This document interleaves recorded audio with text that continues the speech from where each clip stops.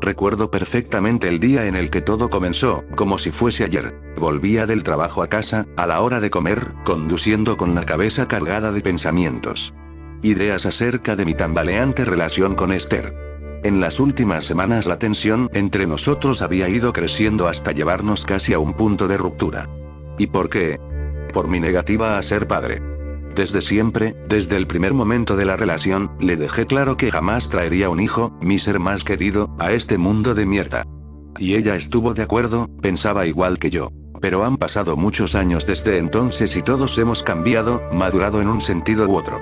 Ahora, activado repentinamente como un resorte, su instinto maternal lo impregna todo. Ser madre es su mayor deseo y yo no soy quien para arrebatarle ese derecho. De igual forma que ella no puede negarme el mío a no serlo. Así estaban las cosas. Estacioné el coche junto al parque donde solía hacerlo todos los días y salí para dirigirme a casa. Envuelto en mi asumido fatalismo, caminaba con desgana por la acera cuando escuché un fuerte golpe a mis espaldas. Sobresaltado, me giré de inmediato, y no tardé en descubrir que había sido el capó de mi coche el que lo había recibido. Presentaba una abolladura notable en su centro, se había saltado la pintura. La sorpresa fue cediendo el paso a la rabia. Miré frenético por todos lados buscando culpables. En unos segundos me percaté de lo que había golpeado mi coche. Era un fémur humano, tirado junto a la puerta del conductor. Pestañeé varias veces sin poder creerlo. ¿De verdad era un fémur? Me agaché para poder verlo más de cerca y, cuanto más aproximaba la cara, más evidente resultaba que, en efecto, así era. Amarillento, de aspecto rancio y como corroído solo podía ser lo que parecía. De nuevo miré frenético alrededor, esta vez temiendo por mi propia vida, ¿quién podría haberme lanzado un hueso humano? Pero no vi ni escuché a nadie. Tampoco había ningún edificio, ningún sitio de donde lanzar el hueso y esconderse con facilidad. El espacio era demasiado abierto en torno a mí y eso me asustó aún más. Marqué atropelladamente el número de la policía y les conté como pude lo que acababa de ocurrirme. Temí que no me creyesen, que se riesen o mosqueasen conmigo. Pero no. Tras tomarme los datos el agente al otro lado me dijo que estarían ahí en minutos. Así fue. Del coche patrulla se bajaron 4 agentes, 2 de ellos vestían trajes blancos de esterilización y pronto comenzaron a sacar fotografías, tomar muestras de la pintura, de alrededor del hueso mientras los otros 2 me tomaban una declaración rápida. Todo me resultó extremadamente fugaz, casi irreal, supongo que a causa de mi enorme confusión. Cuando terminaron conmigo volvieron a su coche, deprisa, tanto que apenas sí tuve tiempo de preguntarles qué podía significar todo esto. El conductor me dirigió una mirada comprensiva antes de despedirse con una frase que explicaba en parte su urgencia, pero que me dejó aún peor de lo que ya me encontraba. Están cayendo por todas partes. Iba subiendo por las escaleras, pensando en lo que iba a decirle a Esther para explicar mi tardanza. Mis palabras sonarían como una excusa pueril, estúpida, ridícula. ¿Sabes qué, Esther? Me acaba de caer un fémur humano en el coche y me lo ha abollado. He tenido que llamar a la policía y ya me imaginaba la cara que me iba a poner. Pensaría que me estaba burlando de ella y de todo su árbol genealógico, intentando ocultar quién sabe qué cosa imbécil, impropia de un hombre adulto y maduro. Entré en el piso tragando saliva, dirigiéndome hacia el salón por el pasillo como si este se hubiese transformado en mi corredor de la muerte particular. Buenas, dije. Ella estaba viendo la televisión. Hola, susurró, sin mirarme. No te vas a creer lo que ve, comencé, pero ella me mandó callar con un rápido gesto del índice sobre los labios. Estaba absorta con lo que decían en las noticias. Así que guardé silencio y, curioso por saber qué le causaba tanto interés, yo también presté atención a la pantalla. Lo que estaban diciendo era que por todos los países del mundo, por zonas rurales y urbanas, dispersos pero no escasos, estaban lloviendo huesos humanos. Cráneos, húmeros, costillas, fémures, tibias lloviendo huesos humanos. Eso fue justo lo que dijeron. Las imágenes mostraban a personas junto a los huesos caídos explicando lo que habían vivido, vídeos de baja calidad tomados con móviles, siguiendo el descenso desde los cielos de un hueso girando sobre sí mismo. Los destrozos causados por algunos en distintos elementos de la ciudad. Escenas de ataques de pánico. Niños llorando al ver a sus madres llorar. Sin darme cuenta, yo también estaba temblando. Me envolvió la sensación, la absoluta certeza, de estar viviendo un hecho extraordinario. Algo que ocurría por primera vez en la historia del mundo. Como el rumor de la tierra que precede y anuncia la llegada de un terremoto devastador, una profunda zozobra comenzó a crecer en mi interior, intuyendo que esto era solamente el macabro preludio del terror inimaginable que se cernía sobre nosotros. A mi lado, Esther susurraba frases de incredulidad ante lo que escuchaba y veía en la pantalla. Esto tiene toda la pinta de ser un acto terrorista, algo de guerra psicológica como en la antigüedad, cuando se catapultaban cabezas y cadáveres por encima de las murallas de los asediados. Empecé también a pensar en voz alta, creo que para evitar que la tensión me reventase por dentro. Dar una explicación lógica a algo que no aparentaba visos de tenerla en modo alguno. Pues yo creo que esto tiene que ser obra de Dios o del diablo, dijo ella, casi en un lamento. Esther siempre ha sido una fiel creyente, circunstancia que motivó durante años interesantes conversaciones y alguna que otra discusión al ir pendulando yo entre un humilde agnosticismo y el ateísmo más radical, según la época y mi necesidad de apoyo espiritual para poder sobrellevar la vida. Desde hace tiempo creo que Dios ya no cuenta conmigo para su lista de elegidos. No. Existen muchas otras razones más sencillas y verosímiles que habría que descartar antes de que pudiésemos hablar de la mano de Dios, dije, y ella me miró alzando una ceja. Podría ser una manipulación más, orquestada por los gobiernos y sus medios de comunicación, en este momento recordé la abolladura de mi coche, pero proseguí, o algún extraño fenómeno dentro de las leyes de la naturaleza. Incluso veo más factible que esto sea la primera fase de una invasión por civilizaciones alienígenas que estén usando nuestras estúpidas y arcaicas creencias contra nuestra estabilidad mental. Lo de estúpidas creencias no lo dirás por las mías, ¿verdad? No lo digo por ti. Lo digo en general. Se estaba enfadando. Ya, pero yo entro en ese general, buzó. De momento, tus causas tienen tanta validez como las mías, sacudió la cabeza en incrédula negación. ¿Realmente crees que esto está organizado por el hombre? Peores cosas se han visto. ¿Como cuáles? Como las guerras mundiales, como los autoatentados para justificar lo injustificable, entre otros muchos horrores caníbales. Siempre nos hemos organizado estupendamente para acabar los unos con los otros. Esto es diferente, apoyó su pequeña cara sobre una mano, mirando de soslayo al televisor. Dios está intentando decirnos algo. Los creyentes no suelen usar la lógica ni el empirismo. Niegan de forma natural las evidencias en contra de sus creencias y te culpan cada vez que entras con una luz en la oscuridad, su amada oscuridad. Un creyente es, en esencia, un adorador del misterio, de lo oculto, y lo necesitan como el adicto necesita la sustancia que lo mantiene flotando. Es tan sencillo como eso. Pues yo creo, dije suavemente, que referirse a lo sobrenatural es poner de manifiesto que se niega, que no se puede asimilar nuestra naturaleza humana, su faceta perversa, orientada a la maldad. Si Dios quiere decirnos algo, ¿por qué no lo dice claramente y punto? ¿Por qué hay que estar siempre intentando clarificar si el mensaje es X o es Z y, encima, indagar si es él o no quien lo expresa? Esther me clavó la mirada, obviamente molesta. Muy bien. Imaginemos que vosotros, los escépticos, los incrédulos, estáis en lo cierto. Imaginemos que Dios no existe, que todo es una mierda mecanicista y que el hombre es un gusano hijo de puta capaz de todo con tal de engordar, sobre todo si es a costa de los demás. Supongamos que tenéis razón en todo, pero ¿por qué os alegráis de que las cosas sean así? ¿Por qué os consideráis más inteligentes, evolucionados, que los creyentes? ¿De dónde os viene ese aire de superioridad, ese regodeo en la crudeza, esos deseos de destruir las equivocadas creencias de los demás? Yo no me considero más inteligente que tú, ni estoy especialmente contento porque las cosas sean así. Pero en la vida pocas cosas hay que causen más daño que una creencia equivocada. Además, sois vosotros los que os sentís moralmente superiores a nosotros, por no hablar de ese paranoico complejo de persecución que ostentáis a la mínima ocasión. Y luego somos nosotros los malos, los diabólicos. Pero las religiones han causado más guerras de las que se pueden contar, y la Inquisición se hinchó a quemar a gente viva. Me pregunto qué pensará Dios de todo eso, concluí. Ella se levantó del sillón con un bufido de cansancio. Mira, por lo que a mí respecta, puedes seguir creyendo lo que quieras. Está claro que no nos vamos a persuadir mutuamente ni vamos a sacar nada de esto. Solo déjame decirte que os veo francamente limitados para aprehender el universo en su grandeza, ciegos a las razones más allá de la razón, encerrados y orgullosos de estarlo en vuestras trampas lógicas que poco tienen que ver con lo que ocurre ahí fuera. Muy bien, Esther, pues peor para mí entonces. Me alegro de que os sintáis queridos por Dios y siendo uno con el universo. Ojalá yo pudiese también. Durante unos minutos quedamos en silencio, mirando lo que nos ofrecía el televisor.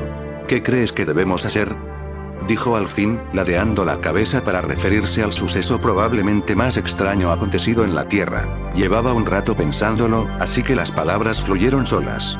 Después de comer, voy a hacer lo que se suele hacer siempre en caso de incertidumbre extrema. ¿A qué te refieres? Sus ojos negros me miraron con interés. Voy a comprar y traer tanta comida y agua como sea capaz de cargar. En los días siguientes el mundo estaba en plena ebullición de noticias. Yo iba a mi trabajo y volvía, por todas partes no se hablaba de otra cosa. Los gobiernos al unísono se apresuraron a emitir comunicados tranquilizadores, intentando evitar que el pánico se extendiese en una deriva hacia el terror. Decían básicamente que se trataba de un extrañísimo fenómeno meteorológico en estudio, similar a esas lluvias de piedras o pequeños animales que han quedado recogidas en la historia. Pero por la red numerosos grupos de investigadores independientes ya lo estaban desmintiendo. Y en diferentes partes del mundo, llegaban a dos conclusiones idénticas. Los huesos caían desde una altura de 4 kilómetros, sin importar el punto geográfico donde se recogiese el dato. Estos no caían solo desde las nubes, como parecían afirmar los gobiernos, sino que aparecían de la nada, a pleno cielo descubierto, como vomitados por bocas invisibles, pero siempre desde esa línea de los 4 kilómetros. La segunda conclusión es que las pruebas revelaban que la antigüedad de los huesos en ningún caso era inferior al 1.000.000 de años. Por todo el globo se estaban produciendo grandes movimientos sociales, de carácter religioso en especial. Las epifanías y mensajes apocalípticos se sucedían. Las comunas beatíficas vieron crecer el número de sus integrantes de forma espectacular. Lo dejaban todo y se iban a los campos a orar, a cantar la buena nueva, la segunda llegada del Mesías. Otros grupúsculos etarios se conformaron de la noche a la mañana, como setas venenosas tras una lluvia tóxica. Y ya comenzaban a crear disturbios e incluso casos de suicidio ritual colectivo. Además, la frecuencia de caída de los huesos, lejos de disminuir, estaba aumentando.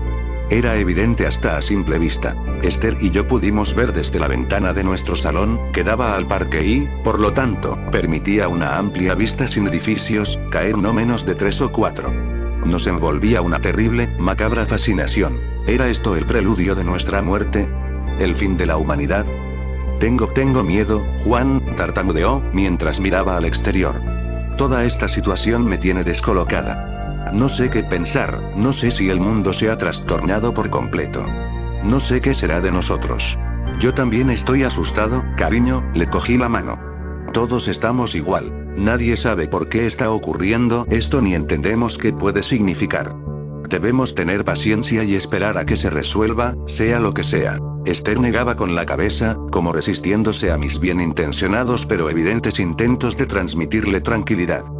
Yo la conocía bien, no era una de esas personas que se dejan persuadir con facilidad, que incluso parecen estar deseándolo.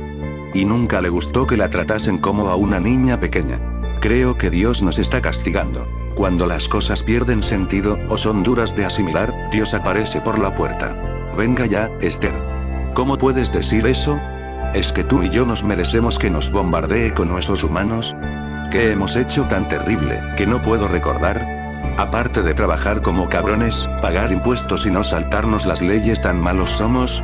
¿Y los niños, los enfermos, la gente normal que solo cometen el pecado de querer vivir en paz un día más también se lo merecen?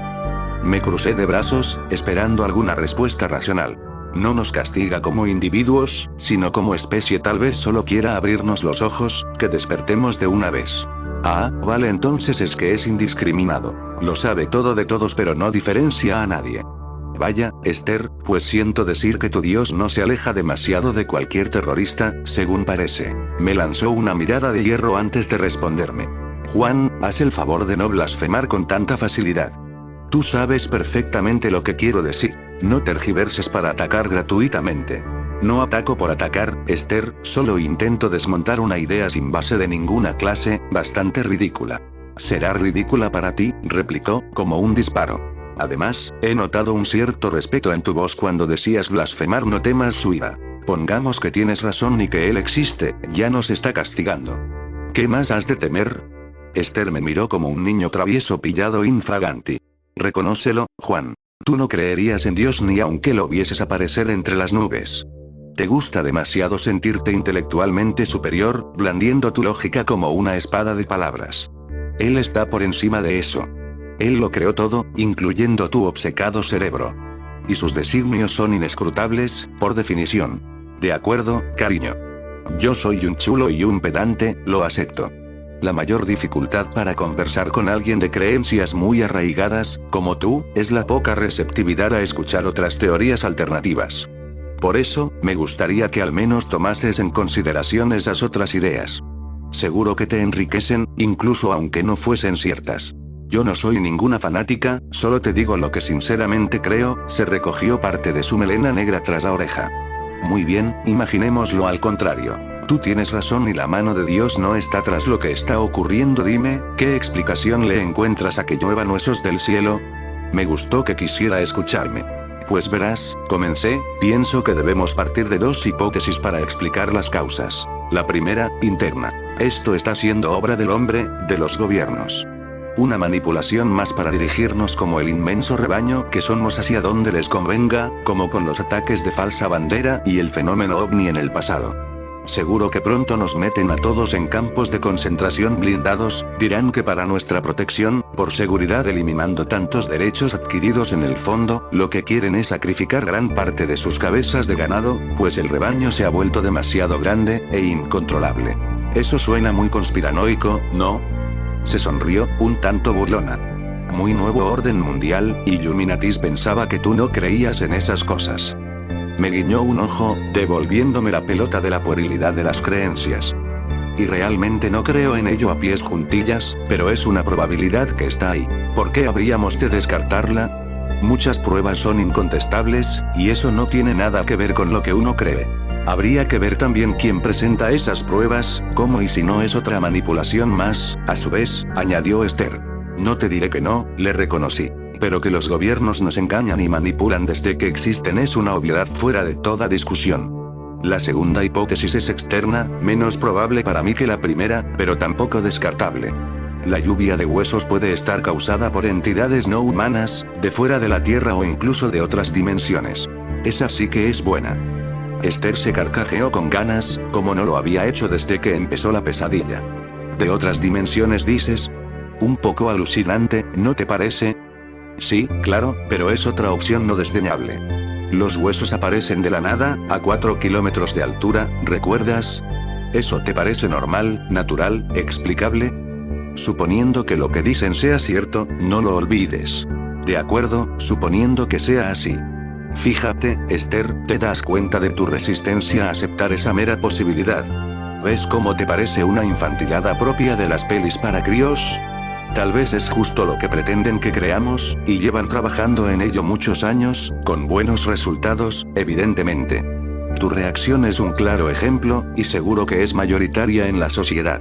Esther bufó, mordiéndose el labio inferior y negando con los ojos mirando hacia los cielos, como pidiendo fuerzas a su Dios para soportar tantas tonterías. Bien, sigamos con tu hipótesis, parecía divertida. ¿Y por qué esos seres del espacio exterior no llegan y directamente nos destruyen, nos esclavizan, nos devoran o lo que diablos se suponga que quieren hacer con nosotros? ¿Para qué tantos rodeos? Parece que no es solo mi Dios el que actúa con claves. Me miró con sorna, ladeando la cabeza, sabedora de su gancho a la barbilla dialéctico. Ni tan siquiera te estoy diciendo que yo piense que esa sea la causa, me defendí, solo te pido que valores la hipótesis, la idea. Cuantas más aportemos, más cerca estaremos de... Esther gritó de repente. Mira, mira. Ven rápido. Con los ojos como platos, estaba señalando a través de la ventana. ¿Qué pasa? Me alarmé, mientras corrí hacia ella. Se escuchó un fuerte impacto seco de algo rompiéndose en la calle. El sonido llegó perfectamente hasta nuestro segundo piso. Lo he visto. Lo he visto caer. Estaba acelerada. Era como un costillar, Juan. Mira. ¿No lo ves allí, junto a la señal de prohibido? Aquello blanco. En efecto, había unos fragmentos blanquecinos junto a la señal, como un arpa de hueso rota. Los huesos de un costillar, desperdigados.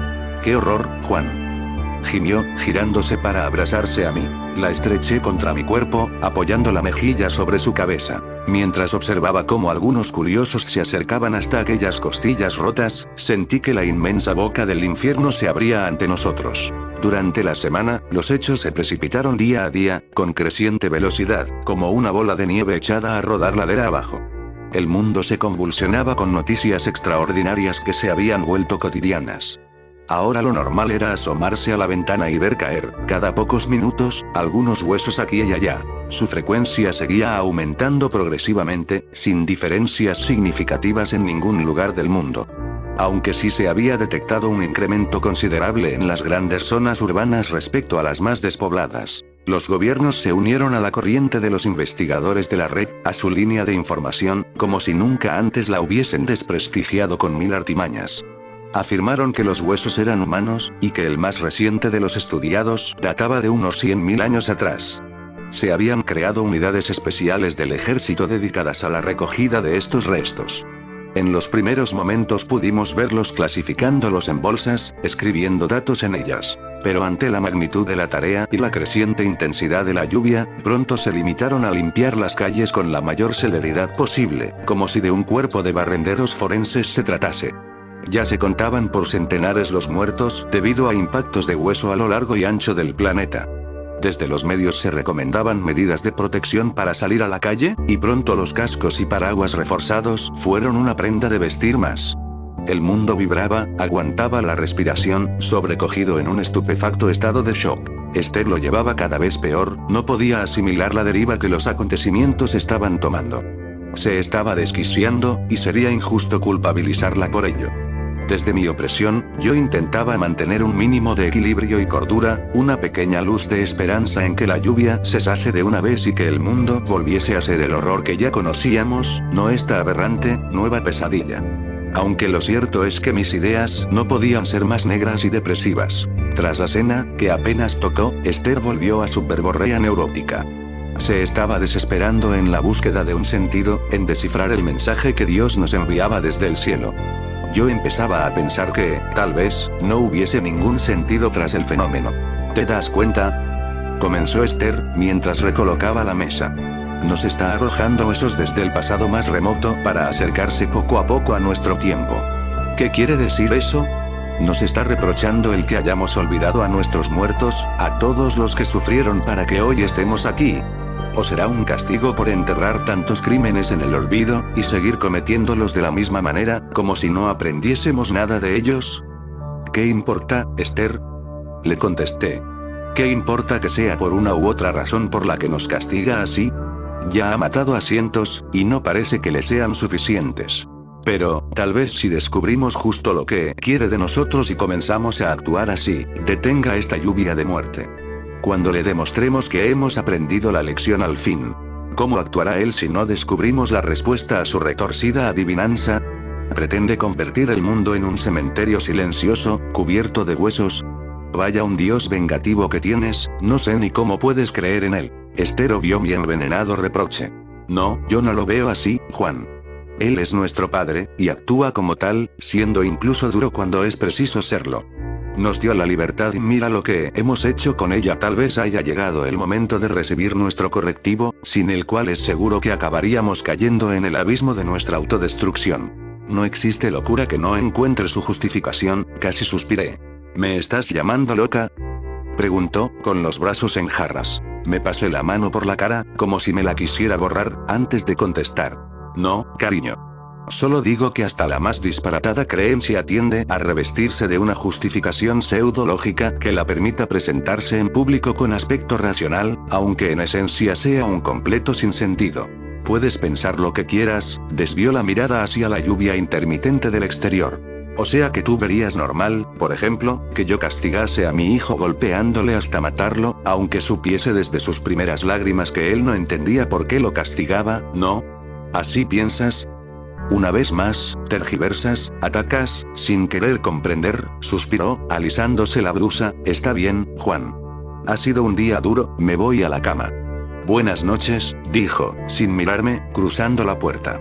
Buenas noches, pronto iré yo también, solté, casi como una frase hecha. Sé lo que a ella le hubiese gustado, lo que esperaba de mí, como casi todas las mujeres. Que me anticipase a sus deseos y actuase conforme a ellos, sin una sola palabra, sin preguntas, como prueba definitiva del conocimiento de su alma y mi amor por ella. ¿Cómo no conocer este viejo juego teatral y sus reglas? Ella esperaba mi comprensión, un mayor acercamiento a su credo, que rezásemos juntos por el fin de la pesadilla. Dios sería una mujer si existiese, estoy seguro. Lo siento, Esther, nunca tuve vocación de actor, de interpretar un papel en las antípodas de mis ideas y sentimientos. Siento haberte defraudado. A mí también me hubiese gustado que comprendieses la absoluta desolación de quien no tiene dónde agarrarse. Me quedé a oscuras en el salón observando por la ventana el caer de los huesos, recortándose contra las estrellas. La lluvia no cedía. Más al contrario, parecía que cada día llovía con más fuerza que el anterior. Los huesos se iban amontonando a los lados de las calles, sin que el tiempo diese abasto para su retirada. Algunos grupos de voluntarios, los limpiamuertes, se les dio en llamar, intentaban facilitar la labor del ejército, acumulando las osamentas en determinados puntos, como impíos altares levantados en honor a algún dios del Averno. El trauma se extendía como una fiebre, imposible de parar. Estábamos perdiendo lentamente la cabeza, los referentes, los nervios sometidos a esta incertidumbre sobrenatural de visos apocalípticos. El colapso, buscado o no por quien estuviese detrás de todo esto, se veía venir. Para colmo, estaban diciendo que los últimos huesos recogidos y estudiados databan de hace unos 2000 años. Y muchos presentaban huellas de violencia, signos de tortura. Esos detalles morbosos vomitaban las pantallas, como si no tuviésemos suficiente mierda encima con todo lo que nos caía sobre las cabezas. ¿Lo ves?, dijo Esther, con sus ojeras cada vez más oscuras, profundas. Dios nos castiga con los restos de nuestros crímenes, para que no olvidemos tanto mal causado. ¿Te das cuenta, Juan? De todos los millones de inocentes muertos por nuestra propia mano, por nuestra locura.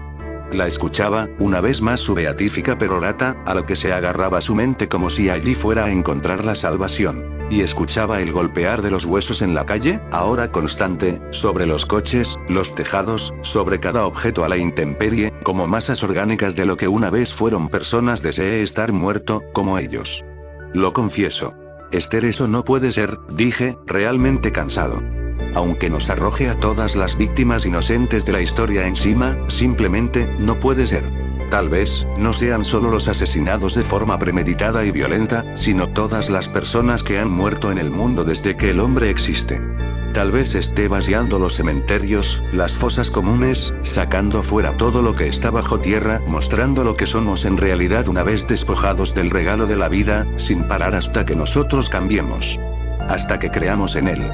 Ni siquiera así, Esther. ¿Cuántos miles de millones han muerto desde el origen? Yo no lo sé, pero, sean los que sean, es imposible que sean tantos como para cubrir no solo las ciudades del mundo, sino la inmensidad de la Tierra, como parece estar ocurriendo. Dio unos pasos por el salón, nerviosa, como buscando los asideros para que su teoría no se hundiese por completo, junto a ella. A lo mejor los está multiplicando, como los panes y los peces, con tal de que comprendamos, al fin. Guardé silencio, agotado de pensar en vano. Me pulsaban las sienes. Notaba cómo el estrés recorría también mi cuerpo. La sensación de impotencia, de no poder hacer nada significativo por cambiar nuestra suerte, era total. ¿Qué pueden hacer dos personas para detener el apocalipsis? Esther miraba a través de los cristales, llorosa.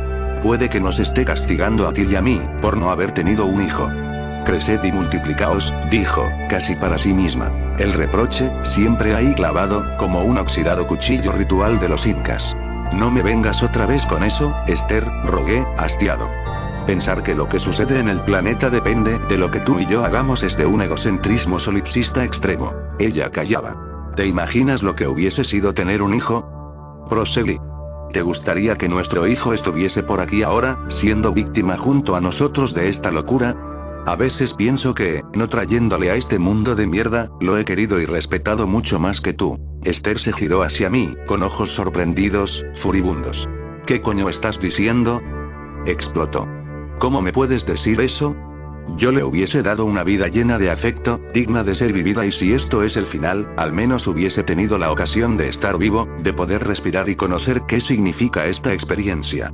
Ahora ya, se le crisparon los labios, nunca podré ver su cara. Se acercó a mí, con lágrimas resbalando por sus mejillas. Eres un cobarde, un egoísta de mierda. Y en lugar de golpearme a mí, dio un manotazo al plato de cristal sobre la mesa, que voló hasta hacerse añicos contra el suelo, justo antes de salir corriendo hacia nuestro cuarto. Escuché el portazo al final del pasillo, a galaxias de distancia. Vaya asco. Me levanté al rato con pesadumbre, a por la escoba y el recogedor para barrer los pedazos de cristal por todo el salón. Lamenté todas y cada una de mis palabras, la forma de expresarlas. Lamenté mi estúpida soberbia, mi falta de sensibilidad hacia su estado emocional. Lamenté estar junto a ella, no haberla dejado libre, que encontrase a cualquier otro que le transmitiese la felicidad que yo jamás sería capaz de brindarle.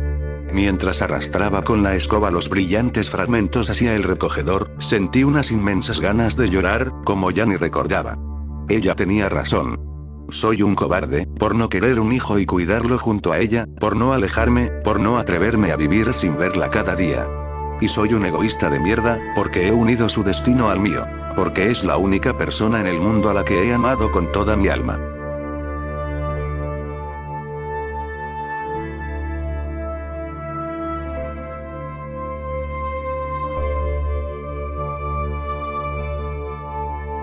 Normalmente nunca abría el Skype, pues siempre me la pasaba en otras redes sociales y no tenía muchos contactos ahí, pero esa noche decidí hacerlo, ya que estaba sola en casa y sin qué hacer.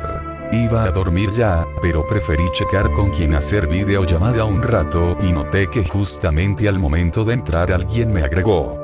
Como de costumbre no aceptaría a cualquier extraño, pero esa noche estaba demasiado aburrida que decidí añadirlo. Estaba a punto de salir de mi sesión, pero de pronto recibí un mensaje de ese sujeto que me añadió. ¿Ya te irás tan pronto? Debo decir que al principio su pregunta me dio un poco de curiosidad, ya que había acertado y entonces le respondí. ¿Cómo sabes? Te observo. Yo lo tomé con gracia y estaba a punto de ignorarlo e irme a dormir, pero recibí otro mensaje de él. Platiquemos un rato, estoy aburrido. Jajaja. ¿Qué te asusta, que te observe? Déjate de bromas, es noche y me asusta todo. Pero no son bromas, en realidad lo hago. Revisé su perfil y no tenía nada de información, lo único que venía de él era su nombre de usuario de SF8 y su horario que era igual al mío. Tardé unos segundos pensando si bloquearlo o no, pero un nuevo mensaje suyo llegó. Te demuestro que lo hago. Jajaja, ¿cómo lo harás? Dudé de mi pregunta, pero me daba curiosidad, aunque podría ser un simple patán que solo me hacía una broma. Apaga tus luces y mira a través de la pantalla. ¿Cómo así? Solo mira a través de tu pantalla. Ganó mi curiosidad y fui a apagar mis luces e hice lo que él dijo, pero no vi nada, así que pensé que solo bromeaba. Debes de acercarte más. Desgraciadamente le hice caso y al ver a la pantalla de nuevo noté esa cosa sonriéndome, esa monstruosidad.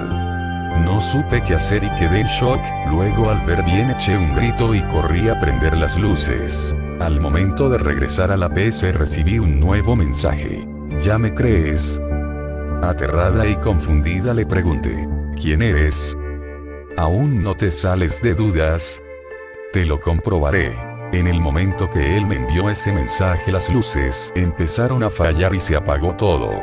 Al voltear hacia la pantalla de la PC, apareció en letras rojas un texto: te observo, corre.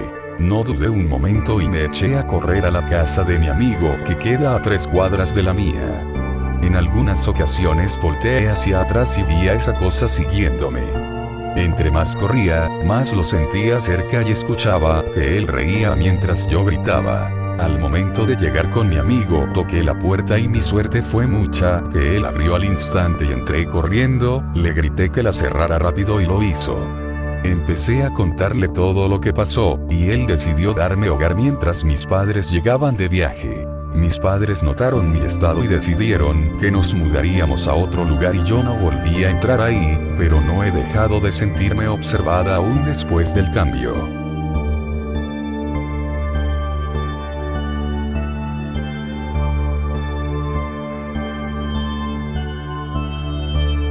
niña de 15 años, conocida en la historia simplemente como Jill, decidió que ya era lo suficientemente mayor como para quedarse sola en casa, desestimando un viaje con sus padres durante un fin de semana. Además, si algo pasaba ella tendría su fiel perro para protegerla. Al llegar la noche, cerró todas las puertas y trató de cerrar las ventanas, pero una se negó a cerrarse. Después de mucha insistencia, la chica se rindió y dejó la ventana abierta. Se dio un baño y se fue a dormir. Su perro tomó su sitio de costumbre bajo la cama. En el medio de la noche se despertó debido al sonido de un goteo constante proveniente del cuarto de baño. Estaba demasiado asustada para ir a ver de qué se trataba. Metió la mano debajo de la cama y sintió una lamida. Eso la calmó y volvió a dormir. Más tarde, se despertó nuevamente con el sonido de las gotas. Temerosa, una vez más extendió su mano debajo de la cama, sintió una lamida y se volvió a dormir. Despertó más tarde nuevamente, extendió otra vez su mano y sintió la lamida. Preocupada por el sonido del goteo, ella se levantó y caminó lentamente hacia el baño. El sonido de las gotas cayendo se hacía cada vez más fuerte mientras ella se acercaba. Llegó al cuarto de baño y encendió la luz. Ahí mismo fue testigo de una escena horrible. Colgando en la ducha estaba su perro, con un corte a lo largo de toda la garganta y la sangre goteando en la bañera. En el espejo del baño, algo llamó su atención. Escrito con la sangre de su perro estaban las palabras "no solo los perros lamen". La chica entró en pánico y salió corriendo hasta la granja más próxima. Hasta el día de hoy no sabe quién o qué mató al animal.